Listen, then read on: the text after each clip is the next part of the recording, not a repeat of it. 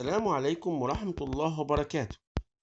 الفيديو تبعنا اليوم بيتكلم عن منها تجنب الملابس الضيقة 7 نصائح للحفاظ على صحة الحيوانات المنوية. تمثل الحيوانات المنوية أهمية كبيرة في الصحة الإنجابية، مما يستدعي الاهتمام بصحتها عن طريق اتباع نظام غذائي يحسن من حركتها، مع الاهتمام بإجراء بعض الفحوصات الطبية للكشف المبكر عن المشكلات التي تعاني منها. نستعرض في هذا الفيديو التالي قائمة بأبرز الإرشادات التي يجب على الرجال اتباعها للحفاظ على صحة الحيوانات المنوية وفقا لموقع هيلثي لاين. 1. فقدان الوزن. يعاني بعض الرجال من زيادة الوزن، وهي من المشكلات التي تهدد صحة الحيوانات المنوية وتعوق حركتها، الأمر الذي يقلل من قدرتهم على الإنجاب. لذلك يجب اتباع حمية غذائية تساعد على حرق الدهون المتراكمة بالجسم. 2. ممارسة التمارين الرياضية. الحمية الغذائية وحدها غير كافي لفقدان الوزن الزائد، لذلك يجب المواظبة على ممارسة التمارين الرياضية مثل رفع الأثقال لقدرتها على تعزيز معدل حرق الدهون بالجسم، وبالتالي سوف يزداد عدد الحيوانات المنوية وتصبح أكثر انسيابية في حركتها. 3. تناول الأطعمة الغنية بالفيتامينات.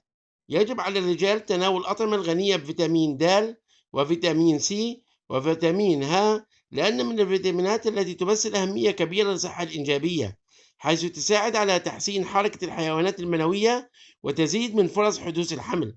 4. الإقلاع عن تعاطي المخدرات. وجد الباحثون أن هناك ترابط بين الأشخاص الذين يواجهون بعض المشكلات في صحة الحيوانات المنوية والحالات التي تتعاطى المواد المخدرة والكحوليات، فيجب الإقلاع عن المخدرات وتجنب المشروبات الكحولية للحفاظ على القدرة الإنجابية بين الرجال. 5. استنشاق المبيدات الحشرية.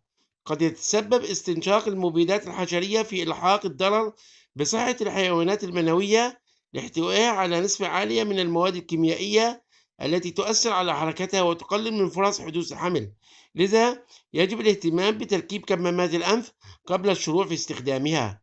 6. تجنب ركوب الدراجات. يعاني الرجال الذين يمارسون رياضة ركوب الدراجات من انخفاض عدد الحيوانات المنوية، خاصة عند الأشخاص الذين يعتادون على ركوب الدراجة لأكثر من 5 ساعات يوميا على مدار اليوم، مما يقلل من قدرتهم الإنجابية. 7. ارتداء الملابس الفضفاضة.